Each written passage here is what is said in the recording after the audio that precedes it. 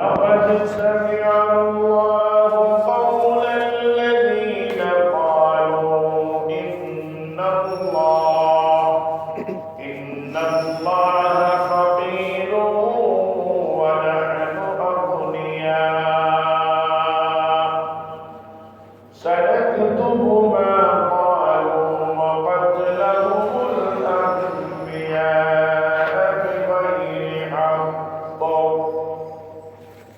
ونقول ذوقوا عذاب الحريق ذلك بما قدمت أيديكم وأن الله ليس بظلام للعبيد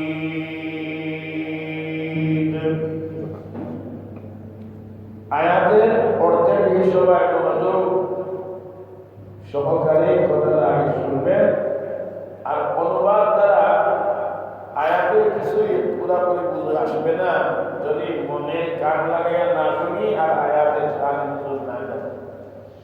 আল্লাহ পাক রব্বুল আলামিন লাকাদ সামিআ আল্লাহ অবশ্যই আল্লাহ শ্রবণ করেছেন অবশ্যই আল্লাহ শ্রবণ করেছেন কাউলাল্লাযীনা ক্বালু এই সমস্ত মানুষের কথা যারা বলে ইন্নাল্লাহা ফাকির কি বলে তারা বলে আল্লাহ পাক ফকির একবার বলি নাউজুবিল্লাহ কি বলে আল্লাহ পাক ফকির কি বলে আল্লাহ ফকির নকলে কুফর নাবাস কুফরি কথা নকল করলে বর্ণনা করলে কেউ কাফির হয় না কিন্তু আমরা মূল বিষয়টাকে বোঝার জন্য কোরআনের তরজমা শিকার জন্য মনের মধ্যে গেঁথে রাখার জন্য তাদের কথাটা বলছি। আল্লাহ বলে যে ওই সমস্ত মানুষের বলে কি যে আল্লাহ ফকির কি বলে বলেন কি বলে আল্লাহ ফকির ওয়া নাহনু আগনিয়া আর বলে আমরা ধনী কি বলে আমরা সানাকতুবু মা ক্বালু তাদের এই কথা পরে আল্লাহ পাক বলেন তারা যা বলছে আমি তা লিখে রাখবো। আল্লাহ বলেন তারা যা বলছে আমি তা লিখে রাখবো আমি তা লিখে রাখবো। ওয়াকাতলাহুমুল আম্বিয়া আর তারা যে আম্বিয়ায়ে কেরামকে হত্যা করেছে আমি তাও লিখে রাখবো।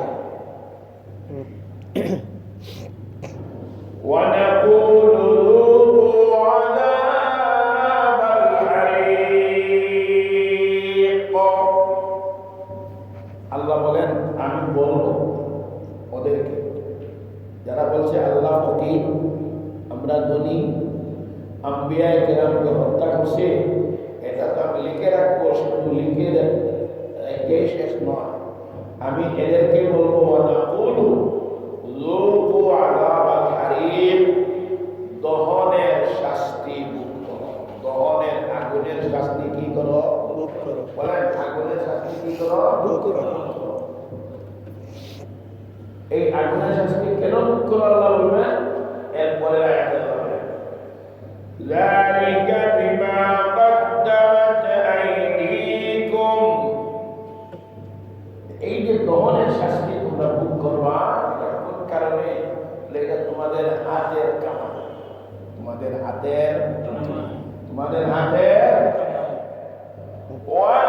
ওয়ান্নাল্লাহা লাইসা বিযাল্লামিন লিল আবিদ আল্লাহ বলেন ওয়ান্নাল্লাহা লাইসা বিযাল্লামিন লিল আবিদ আল্লাহ রব্বুল আলামিন বান্দার ব্যাপারে আল্লাহ পাক জালেম নয় বান্দাদের ব্যাপারে আল্লাহ কি নয় আল্লাহ কি নয় জালিম এই টুকরা টুকরা করে আপনাদের সামনে আয়াতের মাত্র বাংলা অনুবাদ করলাম। অন্য কোনো কথা এর ভিতরে আমি ঢুকাইনি। আয়াতের কি করছি, 2 আয়াতের বাংলা অনুবাদ। এবার আসুন হাদিসের বাংলা অনুবাদ করে নেই। এই হাদিসটা আপনাদের সামনে পড়েছিলাম। عن أبي أمامة رضي الله تعالى عنه أنه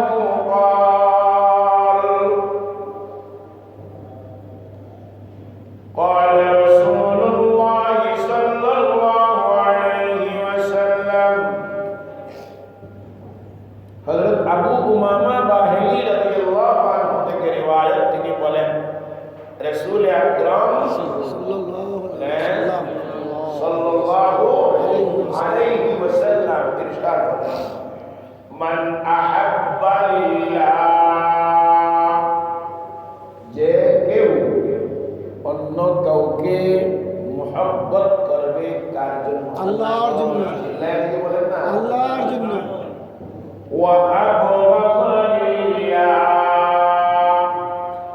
আর কারো সাথে দুশমনী রাখবে, রাগ করবে, গুসা করবে, তাও একমাত্র কার জন্য? আল্লাহর জন্য। ওয়া আ'তা লিল্লাহ, আর কোনো কিছু কাউকে দান করবে আল্লাহর জন্য। কার জন্য? আল্লাহর জন্য। ওয়া মানা'a লিল্লাহ,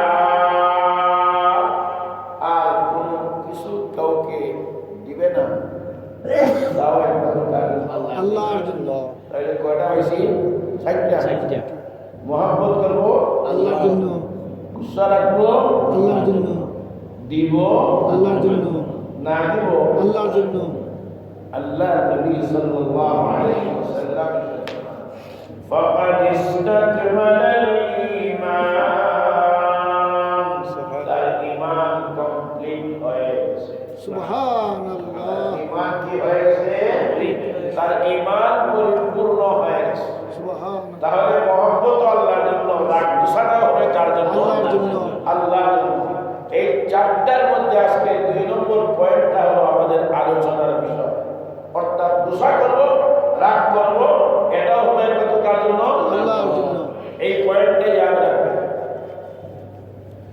এই যে আয়াত, এই আয়াত সূরা আলে ইমরানের 181 এবং 182 নম্বর আয়াত।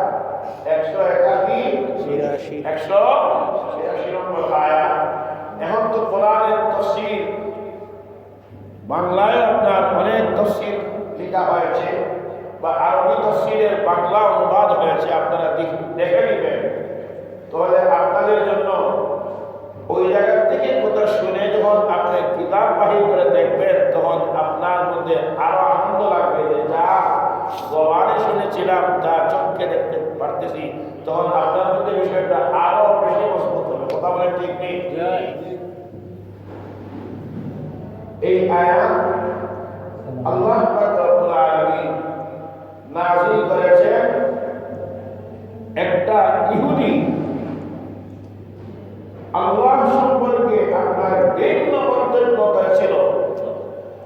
এই মন্তব্যকে কেন্দ্র করে এবং হযরত আবু বকর সিদ্দিক রাদিয়াল্লাহু তাআলা আনহু তার সমর্থনে এই আয়াতকে আল্লাহ পাক নাযিল করেছেন। আয়াত নাযিলের প্রেক্ষাপট আপনাদের সামনে যা তুলে ধরব, এটাই হবে এই আয়াতের শানে নুজুল। বলেন শানে নুজুল। শানে নুজুল। যে প্রেক্ষাপটে আয়াত নাযিল হয়, এই প্রেক্ষাপটকে মুফাসসিরিন কেরামের পরিভাষায় শানে নুজুল বলা হয়। শান অর্থ অবস্থা বা প্রেক্ষাপট, আর নুজুল অর্থ অবতরণ। তাহলে শানে নুজুল অর্থ হলো অবতরণের অবস্থা। এই আয়াত আল্লাহ পাক কোন প্রেক্ষাপটে নাযিল করেছেন, কেন নাযিল করেছেন, এই প্রেক্ষাপটকেই তাফসীরের পরিভাষায় বলা হয় শানে নুজুল। আল্লাহ নবীর সাহাবী হযরত আবু বকর সিদ্দিক বলেন না সবাই রাদিয়াল্লাহু আনহু, যে আবু বকর সম্পর্কে নবী করিম সাল্লাল্লাহু আলাইহি ওয়াসাল্লাম ইরশাদ ফরমান আরহাম উম্মতি বিউম্মতি আবু বকর, উম্মতের মধ্যে সবচেয়ে নরম দিলওয়ালা, সবচেয়ে রিক্কাতুল কলবওয়ালা আমার সাহাবী হযরত আবু বকর সিদ্দিক রাদিয়াল্লাহু তাআলা। ওই তার সমর্থনে আল্লাহ পাক রব্বুল আলামিন এই আয়াতটা নাযিল করেছেন। তার সহায় বর্ণনা করতে গিয়ে আল্লাহ আয়াত নাযিল করেছেন। ঘটনা হলো এই, নবীর সাহাবী আবু বকর সিদ্দিক রাদিয়াল্লাহু আনহু তিনি একদিন এক ইহুদি ব্যক্তি যার নাম হলো মিদ্রাস, তার নাম বিদ্রাস, ওই মিদ্রাসের বাসায় গেলেন। গিয়া দেখলেন তার বাসায় ইহুদিদের একজন বড় আলেম, একজন পণ্ডিত, যার নাম হলো ফিনহাস। নাম কি? ফিনহাস। এই শব্দগুলা নামগুলা মনে রাখার মধ্যে ফায়দা আছে আমাদের। তাদের নামের বরকতের জন্য নয়, আমরা কাহিনী বোঝার জন্য এগুলোর নাম জেনে রাখা আমাদের দরকার। যে ব্যক্তির বাড়িতে গেছে তার নাম হলো মিদ্রাস, তার নাম হলো কি? মিদ্রাস। আর ওই জায়গায় গিয়ে দেখলেন একজন ইহুদি আলেম, ইহুদি পণ্ডিত, যার নাম হলো ফিনহাস। তার নাম কি? ফিনহাস। ওই ফিনহাসের সামনে অনেক ইহুদি বসা, আর সে তাদেরকে লক্ষ্য করে এমন এমন কথা বলতেছে যে সমস্ত কথা আল্লাহ বিরোধী কথা, ইসলাম বিরোধী কথা, রসুল বিরোধী কথা, কোরআন সুন্নাহ বিরোধী কথা, সবগুলা কথা নীরবে হযরত আবু বকর সিদ্দিক রাদিয়াল্লাহু তাআলা আনহু শুনলেন। শোনার পরে যখন সে তার কথায় এক পর্যায়ে সে বিরতি দিল, তখন আবু বকর সিদ্দিক রাদিয়াল্লাহু তাআলা বললেন, হে আল্লাহর দুশমন ফিনহাস, হে দুর্ভাগা ফিনহাস, তুমি আল্লাহকে ভয় করো। কারে ভয় করো? আল্লাহকে। এবং ইসলাম ধর্মে তুমি গ্রহণ করো, ইসলাম ধর্ম মেনে নাও। ফিনহাস, তুমি ভালো করে জানো, নিশ্চিত জানো মুহাম্মদ সাল্লাল্লাহু আলাইহি ওয়াসাল্লাম তিনি যে আল্লাহর রাসূল, এতে কোনো সন্দেহ নাই। তিনি যে আল্লাহর পক্ষ থেকে সত্য সহ প্রেরিত হয়েছেন, এর মধ্যে কোনো সন্দেহ নাই। এই সমস্ত কথা তোমাদের কাছে যে তৌরাত আল্লাহ নাযিল করেছেন, এই তৌরাতের মধ্যে অমিল সত্যতার বিবরণ রয়েছে। নবীজির সাহাবী আবু বকর সিদ্দিক রাদিয়াল্লাহু আনহু ফিনহাসকে লক্ষ্য করে পাঁচটা কথা উল্লেখযোগ্য বলেছেন। এক নম্বর, তুমি আল্লাহকে ভয় করো। কাকে? আল্লাহ। এই কথা কি খারাপ বলছে? ইসলামে প্রবেশ করো, এই কথা কি খারাপ বলছেন? আল্লাহর নবী, উনি যে আল্লাহর পক্ষ থেকে রাসূল, এই কথা কি খারাপ বলছেন? এরপরে বলেছেন যে উনি সত্য সহ এসেছেন, খারাপ বলছেন? তোমাদের কিতাবের মধ্যে যে এগুলো আছে, এই কথা কি খারাপ বলছেন? এই প্রত্যেকটা কোরআন কারীম শুধু নয়, বরঞ্চ তাওরাত এবং ইনজিলের মধ্যে এই সবগুলা কথা আপনার বর্ণিত হয়েছে। তাহলে একটা কথাও তো আবু বকর কি বলেন নাই, অসত্য বলেন নাই। আল্লাহকে ভয় করো, এটা আমাদেরকে আল্লাহ পাক বলেছেন, না বলেন নাই? ইয়া আইয়ুহাল্লাযীনা আমানু তাকুল্লাহ।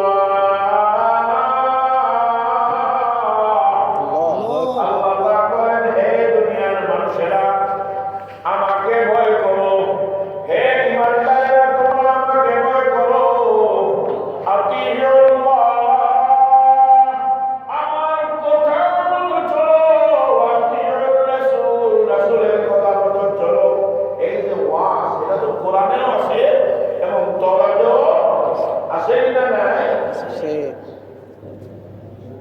ইসলামে প্রবেশ করো। আবু বকর যে কথা বলেছেন ইসলামে প্রবেশ করো, এই কথা তো আমাদের কোরআনের মধ্যে আছে না নাই? আছে। ইয়া আইয়ুহাল্লাযীনা আমানু উদখুলু ফিস-সিলমি কাফা ওয়া লা তাত্তাবি'উ খুতুওয়াতিশ শাইতান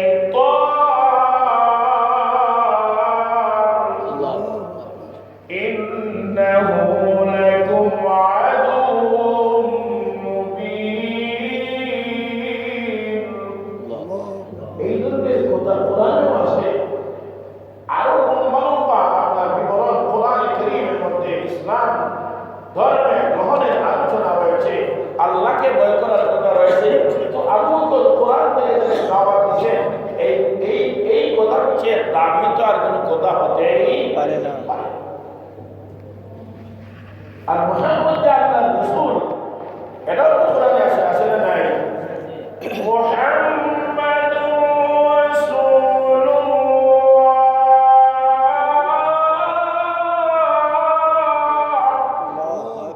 মুহাম্মদ কার রাসূল? আল্লাহর রাসূল। ইল্লাহ কার রাসূল? আল্লাহর রাসূল। ওয়া মা মুহাম্মাদুন ইল্লা রাসূল। আল্লাহর রাসূল মুহাম্মদ সাল্লাল্লাহু আলাইহি ওয়াসাল্লাম। ইহুদি পণ্ডিত ফিনহাস সেও তো আলেম, আর কোরআন কারীমের কথা আপাতত একটু শ্লোক রাখলাম। আমাদের নবীর কথা তাওরাতের মধ্যে তার ফজিলতের আলোচনা আছে না নাই? আছে। আসুন তাওরাত থেকে একটু আলোচনা করি। তাওরাতের একজন গ্রন্থ, তাওরাত যখন সে তিলাওয়াত করবে, প্রথম পৃষ্ঠা যখন সে খুললো, দেখে ওই জায়গার মধ্যে মুহাম্মদের নাম 3 বার লেখা আছে। সুবহান পরীক্ষা বলে সুবহানাল্লাহ। এত রহিমসু আল্লাহ নবীর নামকে প্রথম পৃষ্ঠা থেকে সে 3 বার মিটাইয়া দিয়েছে। নাউজুবিল্লাহ। দ্বিতীয় নম্বর পৃষ্ঠা তাহে দেখে নবীর নাম 6 বার লেখা। সুবহানাল্লাহ। দ্বিতীয় পৃষ্ঠা থেকে মুহাম্মদের নামকে মিটাইয়া দিল। 3 নম্বর পৃষ্ঠা দেখায়া দেখে নবীর নাম 9 বার লেখা। এইরকম ভাবে 14 নম্বর পৃষ্ঠার মধ্যে দেখে 12 বার লেখা। সে ভয় পাইয়া গেছে। ওই ফিনহাস অথবা অন্য কোন একজন আলেমের কাছে গিয়া বলল, ইহুদি আলেম, হুজুর মুহাম্মদের প্রথম পৃষ্ঠা থেকে আমি 3 বার মিটাইলাম, পরের পৃষ্ঠায় মুহাম্মদের নাম 6 বার লেখা আছে। এরপরে 6 বার মিটাইলাম, তাকে দেখি আরেক পৃষ্ঠায় 9 বার মুহাম্মদের নাম লেখা। আবার মিটাইলাম, পরের পৃষ্ঠায় দেখায়া দেখি মুহাম্মদের নাম 12 বার লেখা। এখন আমি করব কি? ওই ইহুদি পণ্ডিত ফিনহাস অথবা অন্য কোন একজন পণ্ডিত ইহুদি আলেম বলল, আর এই নামের সঙ্গে তুমি এমন ব্যবহার করবা না। তুমি যদি 3 বার মিটাও, আল্লাহ 6 বার উঠাইয়া দিবে। এইভাবে হয়তো এমন এক সময় হতে পারে গোটা তাওরাতের মধ্যে মুহাম্মদের নাম সহ তাওরাত পড়ে যাবে। অতএব তারাও এই কথা জানে যে মুহাম্মদ যে আল্লাহর রাসূল, এই কথা তারা জানার মধ্যে কি নাই, কোনো অভাব নাই। এরপরে হযরত আবু বকর সিদ্দিক রাদিয়াল্লাহু তাআলা তাকে এই ইসলামে প্রবেশের আরো অনেক দাওয়াত দিলেন। সে দাওয়াত তো কবুল করার কথা।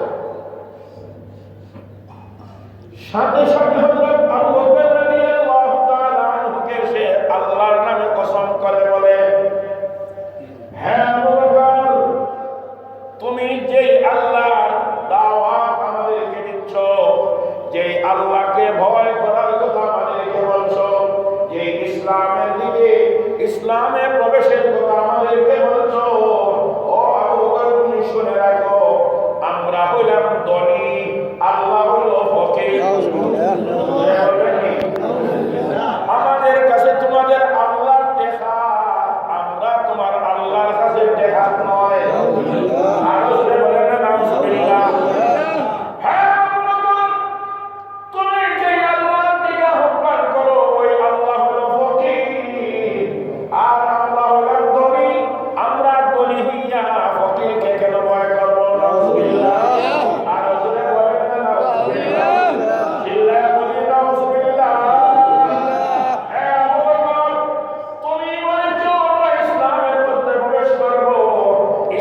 ধর্ম সত্য নয়, বলে নাউজুবিল্লাহ। সে কি বলছে? ইসলাম ধর্ম কি নয়? সত্য নয়। অথচ আমার আল্লাহ বলেন ওয়ারাদিতু লাকুমুল ইসলাম দীনা। আল্লাহ বলেন আমি তোমাদেরকে ওয়ারাদিতু লাকুমুল ইসলাম দীনা, ইসলামকে ধর্ম হিসাবে আমি আল্লাহ মনোনীত করে দিলাম। ومن يبتغي غير الإسلام دينا فلن يقبل منه, ইসলাম ব্যতীত অন্য ধর্ম যে কেউ তালাশ করবে وهو في الآخرة من الخاسرين, সে আখিরাতে লাভবান হবে না ক্ষতিগ্রস্ত হবে। ইসলাম ধর্মকে মাইনাস করে অন্য কোন ধর্মের দিকে তালাশ করে সে কি হবে? ক্ষতিগ্রস্ত হবে। এইভাবে সে বলতেছে হে আবু বকর, তোমার আল্লাহ আমাদের কাছে খরচ চায়, আমরা তোমার আল্লাহকে খরচ দিলে সে খরচ পায়। আলহামদুলিল্লাহ বলেন না? হে আবু বকর, তোমাদেরকে সুদ থেকে তোমার আল্লাহ নিষেধ করে, অথচ আমাদেরকে সুদ দেয়। এই ধরনের মন্তব্য শুনে টানটা হৃদয়ের অধিকারী রহমতুল্লাহ আবু বকর শান্ত থাকতে পারেন না। আল্লাহ নবী সাহাবী হযরত আবু বকর সিদ্দিক রাদিয়াল্লাহু তাআলা আনহু এই কথা শোনার পরে, মন্তব্য শোনার পরে আর তিনি ঠান্ডা থাকতে পারেন নাই। সাথে সাথে তাকে এমন জোরে চপেটাঘাত করেছেন, জমিনের মধ্যে তাকে উঠাইয়া দিয়েছেন। সুবহানাল্লাহ। তোমাদের সঙ্গে আমাদের কোন সন্ধি না থাকতো, তোমাদের সঙ্গে যদি আমাদের কোন সন্ধি বা চুক্তি না থাকতো, আজ তুমি যে মন্তব্য করেছো, আমার আল্লাহ নিয়ে যে মন্তব্য করেছো, আমার রাসূল নিয়ে যে মন্তব্য করেছো, আল্লাহকে ফকির বলেছো, আমার রাসূলকে নিয়ে যে কটূক্তি করেছো, যদি তোমাদের আমাদের মধ্যে কোন সন্ধি না থাকতো, এই মুহূর্তে তোমাকে আমি দ্বিখণ্ডিত করে দিতাম। এই সরাইয়া হযরত আবু বকরের বিরুদ্ধে রাসূল আরবি সাল্লাল্লাহু আলাইহি ওয়াসাল্লামের কাছে গিয়া এই ফিনহাস, তার নাম কি বলছি? ফিনহাস নবীজির কাছে বিচার দিছে। বিচার, ইয়া রাসূলুল্লাহ, ইয়া হাবিবাল্লাহ, আপনার সাহাবী আবু বকর আমাকে এমন ভাবে চড় মারছে, সেই চড়ে আমি জমিনে উঠাইয়া পড়লাম। হযরত আবু বকরকে নবীজি বললেন এমনটা তুমি করলে কেন? ও আবু বকর, এমন কাজ করলে কেন? তাকে কেন চড় মারলে? আবু বকর সিদ্দিক রাদিয়াল্লাহু আনহু বলেন ইয়া রাসূলুল্লাহ, ইয়া হাবিবাল্লাহ, দুনিয়ার সব কিছুকে সহ্য করা যায়, মেনে নেওয়া যায়, কিন্তু আপনার শানে বেয়াদবি করবে, আল্লাহর শানে বেয়াদবি করবে, ইসলাম নিয়ে কটূক্তি করবে, কোরআন নিয়ে কটূক্তি করবে, আল্লাহর শানে মুস্তাকি করবে, রাসূলের শানে মুস্তাকি করবে, আমি আবু বকর এটা সহ্য করতে পারি নাই। এই জন্য আমি আবু বকর অসহ্য হইয়া ইমানি স্পৃহা, ইমানি বলিয়ান হইয়া আমি ওই ফিনহাসকে চড় মারছি, কিন্তু আমি তো লাত মারি নাই। একে তো দ্বিখণ্ডিত করা আমার উপর ওয়াজিব ছিল। সুবহানাল্লাহ। এখন আবু বকর এই কথা বলছেন, ফিনহাস সে বলে ইয়া রাসূলুল্লাহ, এগুলো আমি কিছুই বলি নাই। নাউজুবিল্লাহ। কারণ একটা কথা আছে না, বলে বেঈমান হলোর সাথে পয়গম্বরেও হয় না, কথা আছে না সমাজের মধ্যে। এখন তো বিচার করতে হলে আপনার সাক্ষী লাগবে, লাগবে না? তখন আল্লাহ রাব্বুল আলামিন এই আয়াত নাযিল করেন আবু বকরের সমর্থনে। সুবহানাল্লাহ। এই বেঈমান যা বলেছে, আল্লাহ বলেন লাকাদ সামিআ আল্লাহু কাওলাল্লাযীনা ক্বালু ইন্নাল্লাহা ফাকীরুন ওয়া নাহনু আগনিয়া। এই আয়াত নাযিল করে আমার আল্লাহ বুঝাইতে চাইলেন ইয়া রাসূলুল্লাহ, ইয়া হাবিবাল্লাহ, আবু বকর যা বলেছে, আবু বকর যে প্রতিশোধ দিয়েছে, এই ফিনহাস যা বলেছিল সব মিথ্যা বলেছে, এই সবগুলা সে বলার পরে এখন স্বীকার করতেছে এ হলো ইসলামের দুশমন। ইয়া রাসূলুল্লাহ, সে আপনার দুশমন। ইয়া রাসূলুল্লাহ, সে আমার দুশমন। এমন ভাবে যখন আয়াত নাযিল হয়ে গেল, এখন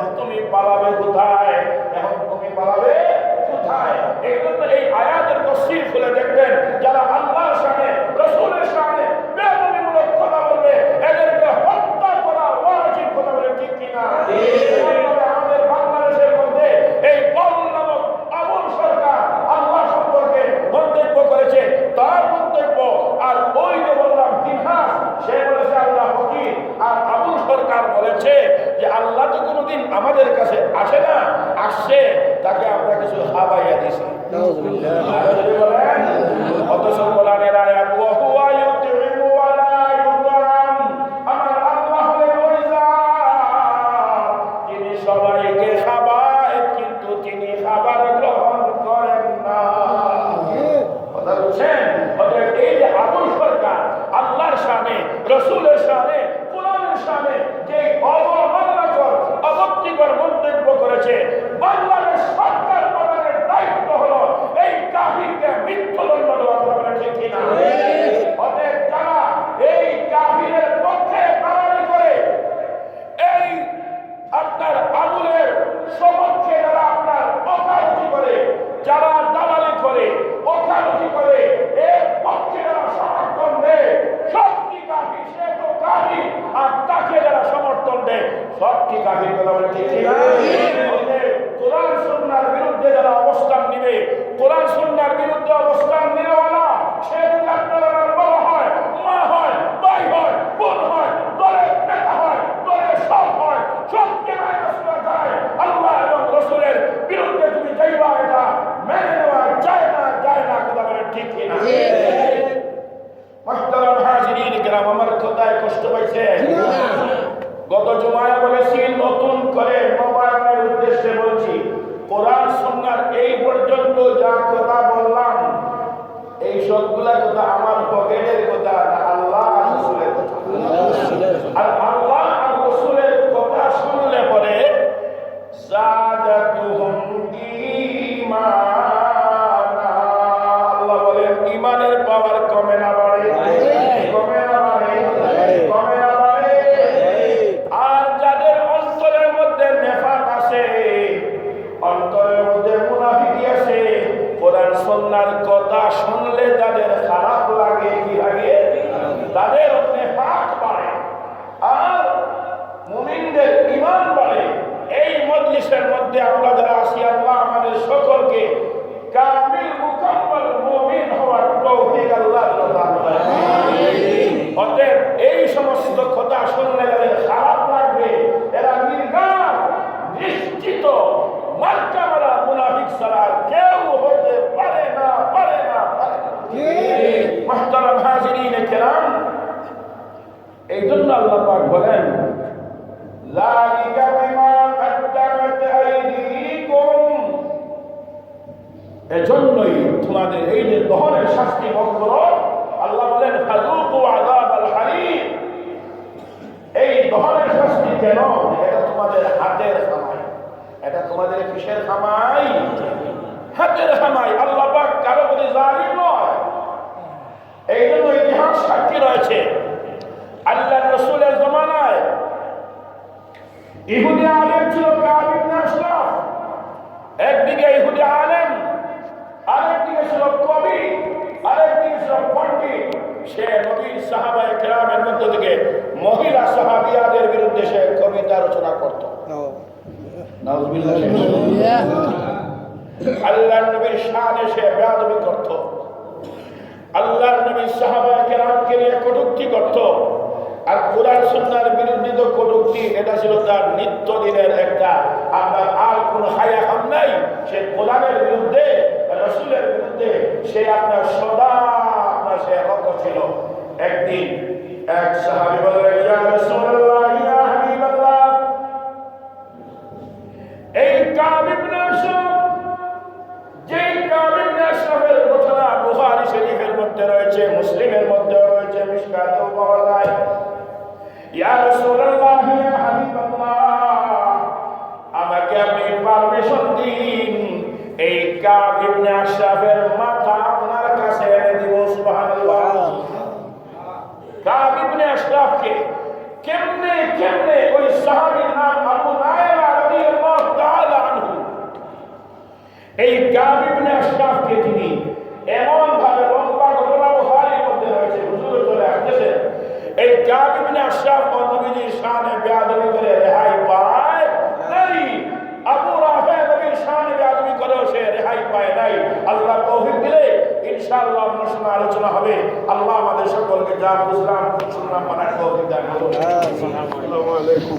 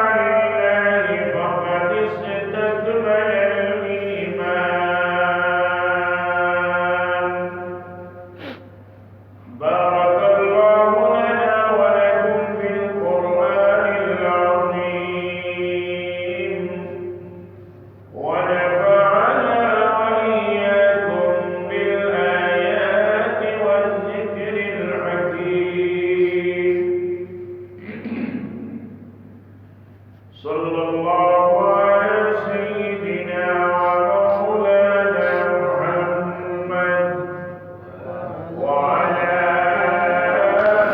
آله وأصحابه وسلم صلى الله على سيدنا ومولانا محمد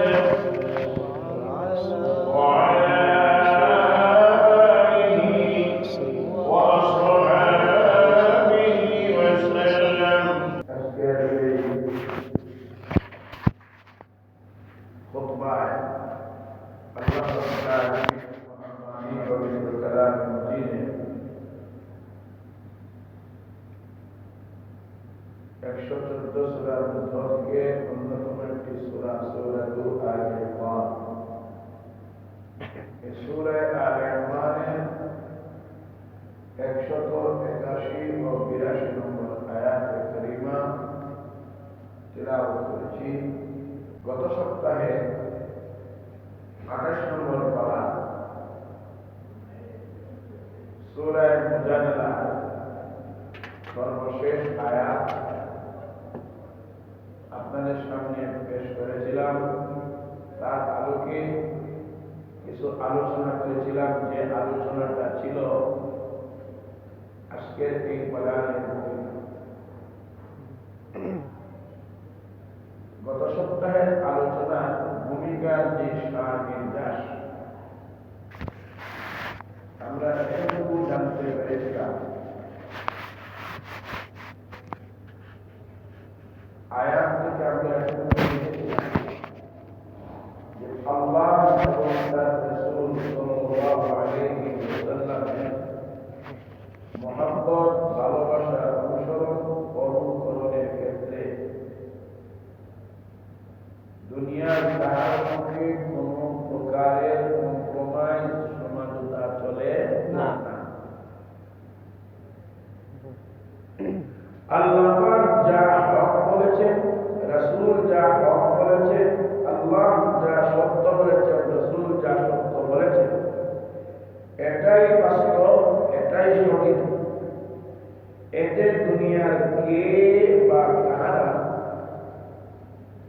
কি কথা বলল আমরা এইদিকে ভূক্ষেপ করার কোনো অবকাশ নাই। সে যদি আমার বাবা হয়, মা হয়, ভাই হয়, বোন হয়, আত্মীয় হয়, আমার বন্ধু বান্ধব হয়, আমার দিদি হয়, যেই হোক, সে যদি আল্লাহ পাকের বিরুদ্ধে, রাসূলের বিরুদ্ধে অবস্থান করে, আমরা এই সমস্তকে লক্ষ্য করিবার লাঠি মারতে রাজি। আল্লাহ পাকের একটা কথার বিপরীতে আমরা যাব, এটা মুশকিল কালেও মেনে নেওয়া যায় না। এই প্রশ্নে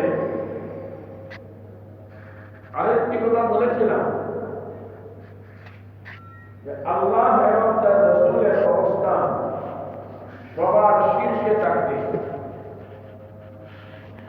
আমি ব্যক্তি বড় নয়, আমার মা বাবা বড় নয়, আমার আত্মীয় স্বজন বড় নয়, আমার দল বড় নয়, আমার নেতা বড় নয়, আমার নীতি বড় নয়, কোনো কিছুই বড় নয়। সবার শেষে আমার আল্লাহ এবং তার রাসূলের নীতি হবে সবচেয়ে বড়, আল্লাহ আর তার রাসূলের কথা হবে সবচেয়ে শ্রেষ্ঠ। এদের মোকাবেলায়, এদের আপনার মোকাবেলায়, এদের প্রতিদ্বন্দ্বিতা যেই আসবে তারাই হবে দুনিয়াতেও ধ্বংস, আখিরাতেও হবে ধ্বংস। অতএব সকলের কথার চেয়ে সবচেয়ে দামি কথা কার? আল্লাহ। সবার আপনার অর্ডার চেয়ে সবচেয়ে দামি অর্ডার কার? আল্লাহ। আল্লাহ রাব্বুল আলামিন। আল্লাহ পাকের একটা কথার মোকাবেলায় যদি সে আমার বাবাও আসে, আমার মা আসে, আমার গোষ্ঠী আসে, এদের সবকে আমরা ছাড়তে রাজি হব। আল্লাহর বিধানের মোকাবেলায় আমরা যেতে রাজি না। এই প্রেক্ষাপটে আমি আলোচনা করেছিলাম হযরত আব্দুর রহমান, যিনি ছিলেন আবু বকর সিদ্দিক রাদিয়াল্লাহু তাআলা আনহুর ছেলে,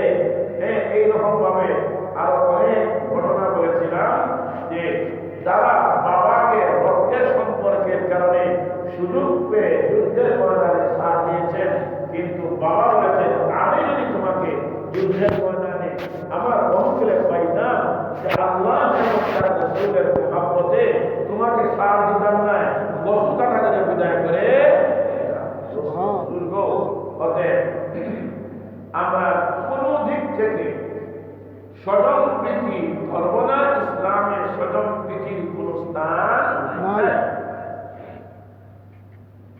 এবার আসুন আজকের তিলাওয়াতকৃত আয়াতের প্রথমে বাংলা অনুবাদ আমরা শুনব, দ্বিতীয়ত আয়াতের আমরা জানব, তৃতীয়ত এই আয়াতকে সামনে রেখে কিছু গুরুত্বপূর্ণ আলোচনা আমরা মন থেকে অন্তরের কান লাগাইয়া কথাগুলো শুনব।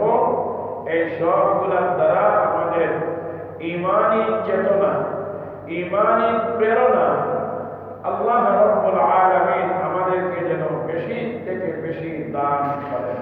আমিন। আল্লাহ পাক যেন আমাদের ঈমানী ইস্তিহা, ঈমানী পাওয়ার, আমলি পাওয়ার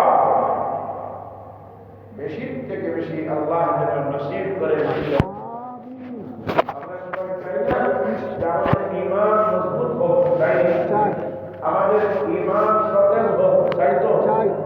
আমরা কোরআন আর সুন্নাহর রঙে আমাদের ঈমান আর আমলকে রঙিন বানাতে চাই। চাই। কোরআন আর সুন্নাহর বিরুদ্ধে আমরা তো যাবই না। কোরআন সুন্নাহর বিরুদ্ধে যে যাবে আমরা তার বিরুদ্ধে যাব ইনশাআল্লাহ। ইনশাআল্লাহ। তিলাওয়াতিল আয়াত সূরা আলে ইমরান 181 182